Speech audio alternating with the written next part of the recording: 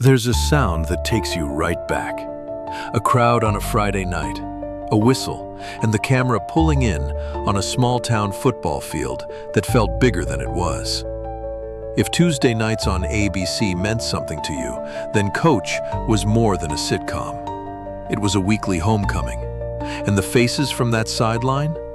Some of them will surprise you. For 9 seasons, Coach gave us a living room full of people we trusted. Tonight, we're catching up with every one of them.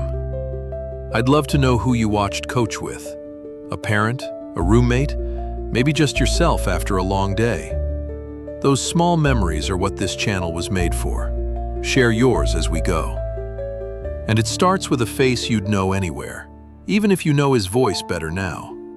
Every show needs someone you trust the moment they walk in. On Coach, that was Dauber. He wasn't the smartest guy in the room, and he never pretended to be. But he was the kindest. And for a lot of us, that mattered more. Bill Fagerbakke was 32 when Coach began. A former college football lineman from rural Idaho, he understood Dauber from the inside out. That gentleness wasn't acting. It was just Bill. He was the one who made goodness feel like enough.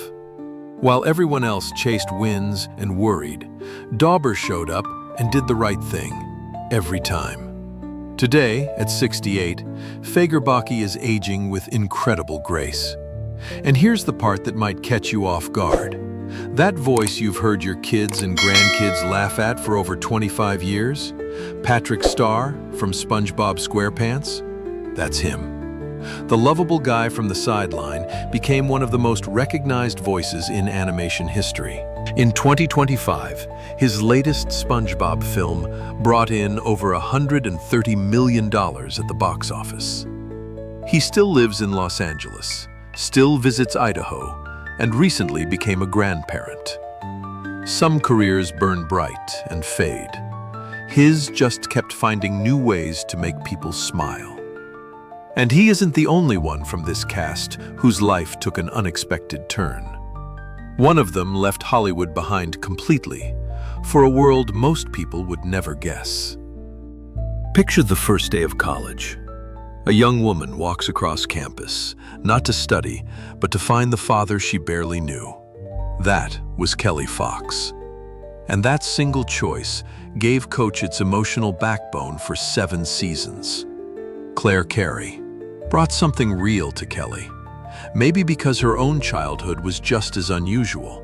She wasn't born in Hollywood. She was born at a Catholic mission in Rhodesia, now Zimbabwe. Her father was a doctor. Her mother was a teacher. She grew up an ocean away from anything resembling a soundstage. Kelly was the daughter trying to close the distance. Through her, we watched a gruff man learn how to be a dad. She didn't fix him. She just stayed. And that patience taught us something about the people we love. Carey was 22 when Coach premiered. Today, at 59, time has only deepened her elegance. She lives near Santa Barbara with her husband and 2 children, teaches teen acting workshops, and performs with a local dance company. The spotlight got smaller. The life got fuller. And she's not alone in bringing a story from far beyond Hollywood to this cast. More than one of them had an entirely different kind of fame before Coach ever aired. Not every face in that room carried the same weight, but every single one left a mark. You wouldn't expect the man who played a bumbling college athletic director to have shared the screen with Faye Dunaway in Network and Woody Allen in Annie Hall. But Kenneth Kimmins did exactly that years before Coach ever found him. As Howard Burleigh, he turned every budget meeting and booster luncheon into something worth watching. Howard never raised his voice. He didn't need to. The comedy lived in how seriously he took himself. Kimmins was 48 when the show began. Today, at 84, he still carries the same spark we remember. A trained stage actor and martial arts practitioner, he returned to film as recently as 2022 playing the Commodore in Confess Fletch alongside John Hamm. Some people never stop showing up. Howard would approve. There was a voice you could recognize in a single syllable. Soft, almost feathery, with a sweetness that never felt put on. That was Georgia Engel. And the moment she appeared on Coach as Shirley Burleigh, Howard's devoted wife, every scene she touched turned gentler. Before Minnesota State, millions already knew that voice. She was Georgette on the Mary Tyler Moore Show, the wide-eyed bride who married Ted Baxter and somehow made us believe it. Later, she earned 3 consecutive Emmy nominations for Everybody Loves Raymond. 5 nominations total across her career. She could find a laugh in places no one else thought to look. On Coach, Shirley didn't need big storylines. She just needed to walk into a room and care about someone. That was enough. It always was. Georgia Engel was 43 when she joined the show. She left us in 2019 at 70. But that voice never really went away. Phil Rosenthal, the creator of Raymond, once said she could get a laugh on literally every line. Not many people earn that kind of praise. Fewer still deserve it the way she did. Some presences don't need volume. They just stay with you, long after the room goes silent. If any of these faces are stirring something in you, I feel it too. There are more stories ahead worth staying for. If this kind of evening means something to you, I'd love to hear it. She stood 6'1", walked onto that set like she owned the building, and matched Hayden Fox prank for prank without blinking. Judy Watkins, the women's basketball coach at Minnesota State, was the rival Hayden never saw coming, and Pam Stone played her like it was personal. Off-screen, Stone was already tearing through the stand-up circuit. She won the American Comedy Award for Best Female Stand-Up, performed at the White House, and opened for Jay Leno on tour. Funny wasn't something she tried. It was where she lived. But here's where the story turns. Remember that cast member who walked away from fame for a life no one would guess? This is her. Stone made herself a promise not to turn 40 in Hollywood. She kept it. She moved to the hills of North Carolina, bought land near Tryon, and became a competitive dressage horse trainer. She earned her USDF bronze and silver medals. Then she started writing novels and a syndicated newspaper column. Pam Stone was 30 when Coach began. Today, at 66, she wears every year beautifully. The comedian who once traded insults with Hayden Fox now trains horses at sunrise and writes about country life by afternoon. Not every second act needs an audience. Some just need open sky. 9 seasons, 200 episodes, 1 Emmy, and a character so tightly woven into American living rooms that people still call him Coach. Craig T. Nelson didn't just play Hayden Fox. He became the standard for a certain kind of man on television. Stubborn, loud, competitive, and underneath all of it, deeply afraid of getting the important things wrong. That fear is what made him real. Hayden yelled about football because football had rules. Fatherhood didn't. Marriage didn't. And in those moments when the bluster dropped, we saw someone trying. That was the comfort. Not a perfect man, a trying one. Nelson was 45 when the pilot aired. Today, at 82, he radiates the same warmth decades later. Most people know his voice another way now, as Mr. Incredible in the Pixar franchise. But in 2025, he came back to something closer to home. He starred in Green and Gold, a film about a Wisconsin dairy farmer betting everything on the Green Bay Packers. A lifelong Packers fan in real life, Nelson shot it in Door County and talked in interviews about faith, family farms, and never quite letting go of the Midwest.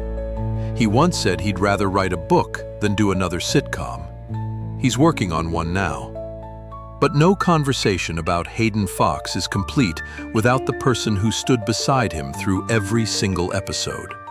That story is still ahead. The heart of this show was never the playbook.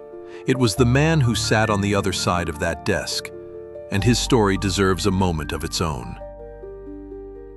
What do you do when your whole career has been lived in someone else's shadow? If you're Jerry Van Dyke, you wait. You wait 30 years. And then you walk into a room as Luther Van Dam, and you steal the entire show. Luther worried about everything. Scores, weather, whether the coffee was too hot. He fretted so completely that it became a kind of art. 4 Emmy nominations came from that performance. 4. For a man Hollywood had mostly overlooked since the 1960s. Before Coach, Van Dyke had turned down Gilligan's Island and chosen My Mother the Car instead, a decision that followed him for decades. He spent years on the road doing stand-up, playing banjo in clubs far from the spotlight his brother Dick owned. The fame never came, until it did. He was 58 when Coach began. The role he'd waited his whole life for arrived in the second half of that life, and he made it count.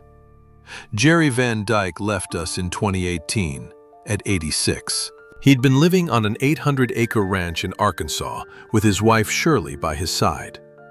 He showed us something important, that loyalty doesn't need to be loud, that worrying about the people you love is its own kind of courage, and that sometimes the best thing a friend can do is just sit in the chair next to yours and stay. He showed up in 1989 as a soft-spoken theater mime named Stuart Rosebrock, and Hayden Fox couldn't stand him from day one. That was the joke, and Kamm played it perfectly. Stuart loved Kelly, loved performing, and never once tried to be tough. In a locker room world, he was the poet, and we loved him for it. Kamm was 25 when he joined the cast. Today, at 61, he remains untouched by the years. After Coach, he appeared in the Western epic Wyatt Earp and the Civil War miniseries Andersonville, then quietly stepped back from the spotlight. Not every story ends on a stage. Some find their peace off-screen, and there's a kind of dignity in that. Imagine arriving on a hit television show in its 7th season, when every character and every rhythm is already set, and still managing to change the energy of the entire room. That's what Katherine Helmond did when she walked onto Coach as Doris Sherman, the sharp, wealthy widow who bought an NFL franchise and hired Hayden to run it. But by 1995, Helmond had already lived several television lives. She was Jessica Tate, the beautifully bewildered matriarch on Soap. She was Mona Robinson, the fearless, flirtatious mother on Who's the Boss. 7 Emmy nominations, a Golden Globe winner. And before any of that, she'd worked with Alfred Hitchcock in Family Plot and Terry Gilliam in Brazil. She didn't need Coach. Coach needed her. What she brought to Doris was something rare. An older woman who ran the room, signed the checks, and never apologized. In the mid-90s, that kind of character barely existed on network television. Helmond made it look effortless because she'd spent a lifetime earning it. She was 66 when she joined the show. She left us in 2019 at 89. Her husband, David Christian, had been by her side for 57 years. And if you have children or grandchildren, you've probably heard her voice without knowing it. She was Lizzie in the Pixar Cars films, still reaching new audiences decades after Soap first shocked and delighted a nation. Some careers are long. Hers was layers deep. There's one more face from that sideline. The one who stood next to Hayden through every season, every argument, every quiet evening at home. The one who made him whole. If Hayden Fox was the storm, Christine Armstrong was the reason it passed. She was the woman who looked at the loudest man in the room and saw the one who needed the most patience. For 9 seasons, she held that space. And for a lot of us, she was the real heart of Coach. Shelley Fabares understood that kind of steadiness. She'd been in front of cameras since she was 3 years old. By the time she was 18, she'd played Mary Stone on the Donna Reed Show for 5 seasons and recorded a song called Johnny Angel that went to #1 on the Billboard Hot 100. It sold over 1 million copies. Then she starred opposite Elvis Presley in 3 films: Girl Happy, Spin Out, Clam Bake. She was one of his most frequent leading ladies. An entire first career long before Minnesota State. When Coach came along in 1989, Fabares was 45. She brought all of that history into Christine without ever making it feel heavy. The show earned her 2 Emmy nominations, and audiences understood why. She made love on television feel like something real. Not dramatic, just present. But the story that stays with me isn't on any screen. In 2000, Fabares was diagnosed with autoimmune hepatitis. She waited 22 months for a liver transplant. Her husband, Mike Farrell, the man millions knew as BJ Honeycutt from MASH, became her full-time caregiver. He went to every appointment. He never left her side. The transplant came through in October 2000. It saved her life, and it changed her. Fabares once said, she is so incredibly blessed by the man she married, that after being so ill for so long, she doesn't know how she could have made it without him. They've been married since 1984, over 40 years. Today, at 82, Shelley Fabares is more striking now than ever. She lives privately with Farrell, retired from acting, and content in the kind of life that only means something when you fought to keep it. She showed us what it looks like when someone loves you all the way through. But we can't close this story without honoring the heart at its center. Before the awards and the standing ovations, before any of it, there was just a man with a banjo and a willingness to be the fool. Jerry Van Dyke gave us the gift of never pretending to be more than he was. And that honesty made every scene he touched feel like home. We said goodbye to Jerry in January of 2018. He was 86. He spent his final years surrounded by land, horses, and the woman he loved. A community theater in Benton, Arkansas still bears his generosity. The Royal Theater stands because he and Shirley believed a small town deserved a stage. Every time someone presses play on Coach, Luther answers the phone, already nervous, already caring too much. That's the legacy. Not an award, not a headline, just a familiar voice saying, "I'm still here." Coach never tried to change the world. It just showed up on Tuesday nights and reminded us what mattered. A family, a sideline, a few good people trying their best. That whistle is still blowing somewhere. Luther is still pacing by the phone. Christine is still standing in the doorway, waiting for Hayden to come home. And somewhere, the living room light is on. When you think of Coach, where were you? Your parents' living room? A first apartment? A late Tuesday after the kids fell asleep? I'd love to hear that memory. It matters more than you think. There are more evenings like this one waiting. More faces, more seasons, more rooms we used to know. Until next time, hold on to that feeling. It's yours to keep.